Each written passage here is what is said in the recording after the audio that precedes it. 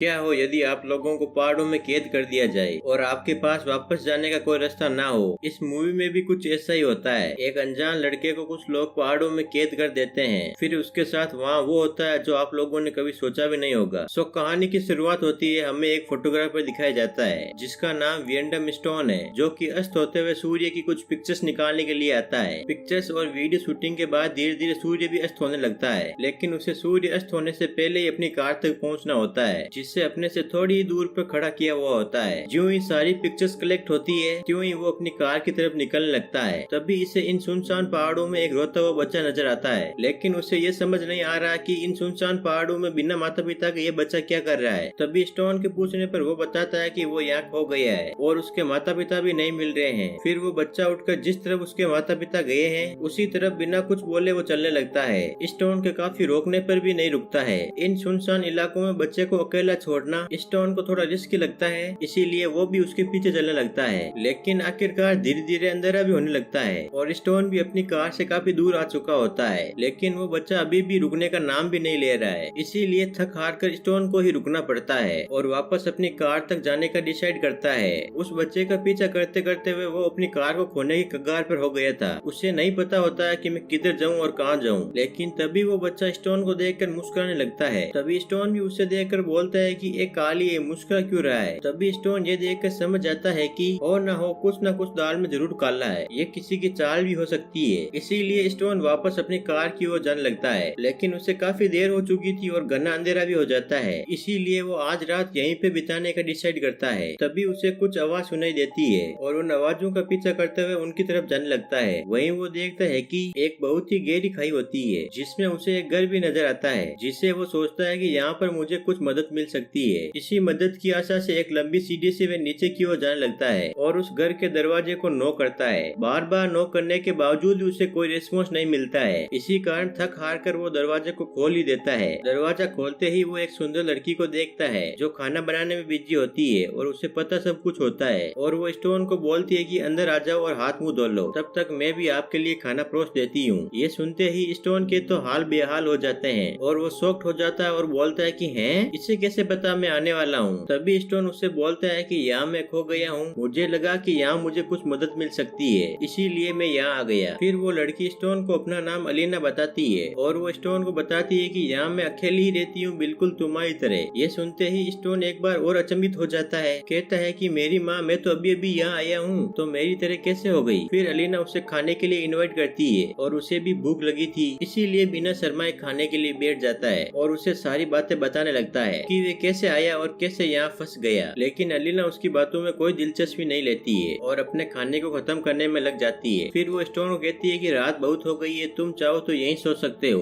अब स्टोन के पास कोई दूसरा रास्ता न होने के कारण वो भी यहीं सोने का डिसाइड करता है। उसे पता था कि यहाँ मैं किसी को भी नहीं जानता हूँ, जाऊंगा तो कहाँ जाऊंगा, इसीलिए वो रात यहीं सो जाता है। फिर अगली सुबह अलीना तो सोई हुई थी, तभी स्टोन वहाँ से उठकर जाने लगता है बिना कुछ बताए हुए। लेकिन जब वो घर से बाहर निकलता है तो वो देखता है कि रात में मैं जिस सीढ़ी से नीचे आया था वो अभी कहाँ गई है। ये सोचते सोचते उसका दिमाग फिर से चकराने लगता है और ये घर भी काफी खतरनाक खड्डे में होता है। इसके चारों तरफ बहुत ही बड़ी बड़ी चट्टानें और पहाड़ होते हैं और यहाँ से सीढ़ी के अलावा बाहर जाने का कोई रास्ता नहीं है। तभी वो देखता है कि अलीना जाग चुकी है और अपना काम कर रही होती है। तभी वो उसके पास जाकर उससे पूछता है कि मेरी माँ, मुझे यहाँ से बाहर जाने का कोई रास्ता दिखा, यदि रास्ता भी नहीं हो तो मुझे सिर्फ इतना बता दो कि वो सीढ़ी कहाँ गई है जिससे मैं रात को यहाँ आया था। लेकिन अलीना भी उसे अकड़ते हुए कोई जवाब नहीं देती है और वो मन ही मन सोचती है कि मुझे माँ कैसे कहा। लेकिन लाख बार स्टोन के पूछने पर अलीना एक बार जवाब देती है कि वो सीढ़ी कभी कभी यहाँ पर लगाई जाती है और फिर से हटा दी जाती है। और गुस्सा होकर स्टोन भी बोल देता है कि वो कोई मिस्टर इंडिया है क्या जो कभी कभी दिखती है। तभी स्टोन उससे पूछता है कि वो कौन लोग है, हमारे अलावा कोई और भी यहाँ मरने के लिए रहता है क्या, जिसपे अलीना उसे कोई जवाब नहीं देती है और यहाँ से चली जाती है। उसके जवाब न देने पर स्टोन भी अपनी जिद पर अडिग होकर इन पहाड़ों को पार करने की कोशिश में लग जाता है और चिल्लाते हुए मदद की गुहार करता है, लेकिन उसे कोई रिप्लाई नहीं आता है। फिर हम देखते हैं कि अब रात हो चुकी है और स्टोन को एक रात फिर से यहीं बितानी होगी। फिर अगली सुबह स्टोन अलीना के घर से छेनी और हथौड़ा लेता है। छेनी का तो क्या करेगा, हथौड़ा लेता है, जिनकी मदद से इन पहाड़ों को पार करने लग जाता है। हथौड़े की मदद से आधी चट्टान को तो पार कर लेता है, लेकिन तभी अचानक से ऊपर से कटा हुआ बकरी का एक सिर गिरता है, जिससे स्टोन का बैलेंस डगमगाने लगता है और वो नीचे आ गिर पड़ता है, जिस कारण उसे दिन में ही तारे दिखने लग जाते हैं और वो बेहोश हो जाता है। उससे बेहोश होते होते रात हो जाती है। फिर जब उसे होश आता है तो उसे कुछ दर्द महसूस होता है। तब वो देखता है कि उसके पैरों में तो हथौड़ा धस चुका है, जिससे वो दर्द के मारे जोर जोर से चिल्लाने लग जाता है। तभी अलीना वहाँ आती है और उस हथौड़े को जोर से बाहर निकालती है। तभी स्टोन उससे बोलता है कि ये तो धीरे से भी बाहर निकल सकता था ना। फिर अलीना उसे अंदर ले आती है और उसकी मरहम पट्टी करती है, जिससे उसे कुछ रिलैक्स मिलता है और वो सो जाता है। अगली सुबह स्टोन गुस्से में उठकर अलीना को पकड़ते हुए बाहर ले आता है और उससे पूछता है कि तुम कौन हो और यहाँ तुम अकेली कैसे रह रही हो और वो लोग कौन है, तुम लोग मुझसे क्या चाहते हो। फिर भी अलीना उसे मेन पॉइंट नहीं बताते हुए बात को गोल गोल घुमाते हुए ले जाती है। कहती है कि दूर दूर में मैं ही हूँ जो तुम्हारा ध्यान रख सकती हूँ और तुम्हारी सारी जरूरतें भी पूरी कर सकती हूँ। तब स्टोन कहता है कि वो भी, और अलीना रिप्लाई में कहती है कि हाँ वो भी। तभी स्टोन को फिर से अपनी बात याद आती है और उससे कहता है कि मुझे तो सिर्फ यहाँ से बाहर जाने का रास्ता दिखला दो। इसी दौरान अलीना का मन ललचाने लगता है और उसके करीब आने की कोशिश करती है, पर स्टोन उसे अपने से दूर कर देता है और अलीना भी चिढ़ते हुए अंदर चली जाती है। तभी स्टोन देखता है कि दो लड़के उसे आवाज दे रहे हैं और ये देख के तो स्टोन को अपने वापस जाने के सपने ही आने लगते हैं और उन्हें देख के बहुत खुश होता है। फिर उन्हें रिश्वत देते हुए कहता है कि मुझे यहाँ से कैसे भी करके बाहर निकालो, और वो चालाक बनते हुए स्टोन को कहते हैं कि तुम यही रुको, हम रस्सी लेके आते हैं। ये सुन के तो स्टोन की खुशी का कोई ठिकाना नहीं रहता और उससे बाहर जाने की एक उम्मीद जगती है। फिर कुछ देर बाद एक ब्लैक जैकेट पहने हुए एक लड़का आता है जो कि एक लंबी सी रस्सी नीचे फेंकता है और उससे कहता है कि रस्सी को कमर में कस के बांध लो, जिसे हम तुम्हें ऊपर खींच लेंगे। तभी वो अपनी अलग ही मुस्कुराहट के साथ रस्सी को बांध लेता है और हम देखते हैं कि वहाँ एक नहीं बल्कि काफी सारे लड़के होते हैं जो उसे ऊपर खींच रहे थे। जो स्टोन को आधे रास्ते खींचते हैं फिर वहीं पे रोक देते हैं और उसे रस्सी पर लटकाए हुए इधर उधर हिलाते डुलाते हैं और उसके साथ खेलने लग जाते हैं। तभी स्टोन उनसे कहता है कि ऐसा मत करो, ऊपर खींचो,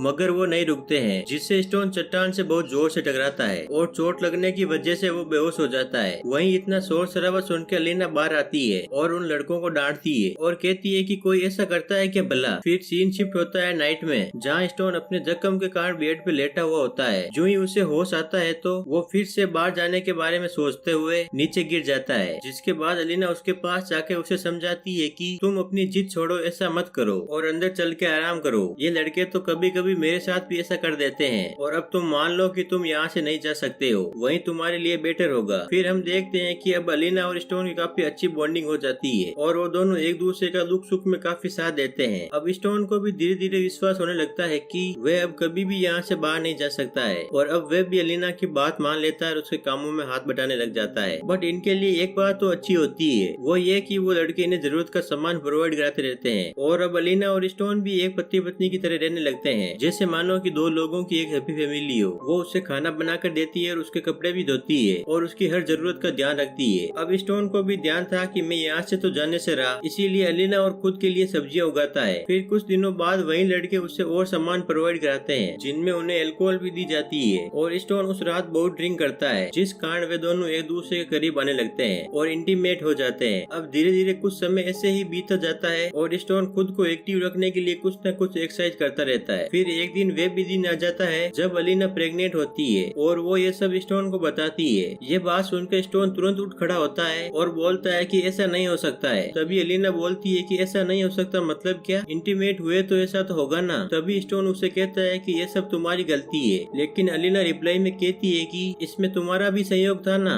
मैंने अकेले ने तो खुद से किया नहीं। इन सब बातों के बाद फिर हम अगले दिन देखते हैं कि वो लड़का फिर से आता है जो उन्हें जरूरत का सामान दिया करता था। वो अपना नाम लिपस बताता है और उससे कहता है कि क्या तुम मुझे पढ़ा सकते हो, क्योंकि मुझे पढ़ने का बहुत शौक है। तो स्टोन कहता है कि हाँ क्यों नहीं, बट यहाँ से तो मैं कैसे पढ़ा सकता हूँ, यदि तुम मुझे यहाँ से बाहर निकालते हो तो मैं तुम्हें खूब पढ़ा लिखा कर बड़ा आदमी बनाऊंगा। तब वो बोलता है कि यदि ये लोग मेरे पास नहीं रहेंगे तो मैं तुम्हें बाहर निकालने की पूरी कोशिश करूंगा। तभी अचानक से एक बड़ा लड़का आ जाता है जिसने उनकी सारी बातें सुन ली थी और वो आके उस बच्चे को लेके चला जाता है। फिर हम अगली सुबह का सीन देखते हैं जब अलीना घर से बाहर आती है तो आते संग ही चिल्लाने लग जाती है। तभी उसकी आवाज सुनकर स्टोन भी बाहर आता है तो वो देखता है कि उन बड़े लड़कों ने लिपस को मारकर चट्टान के चारों ओर टांग दिया गया है। ये सब देखकर अलीना पागल सी हो जाती है, क्योंकि लिपस अलीना का बेटा था जो उन लोगों ने उससे छीन लिया था। लेकिन स्टोन कुछ समझ नहीं पा रहा था कि आखिर अलीना इस लड़के के लिए इतना क्यों रो रही है। तभी अलीना ये सब कुछ उसे बताती है और अलीना का यह मानना था कि स्टोन की बातचीत के कारण लिपस को मार दिया गया है। ये कहते हुए अलीना एक लकड़ी का बड़ा सा टुकड़ा उठाती है और स्टोन को मारने लग जाती है। इतना मारती रहती है कि जब तक वे बेहोश न हो जाए। फिर हमें 2 महीने बाद का सीन दिखाया जाता है जहाँ अलीना ने स्टोन को मारकर एक बड़े से पिंजरे में कैद किए रखा होता है। इतने वक्त से पिंजरे में कैद रहने के कारण स्टोन का पूरा हुलिया ही चेंज हो जाता है और अलीना अंदर से ही उसे खाना और पानी देती रहती है, जिस कारण वो थोड़ा सा पागल सा हो जाता है, कुछ ऊंची प्रकार की हरकतें करता रहता है। फिर एक दिन एक लड़की उन पहाड़ों के पास आती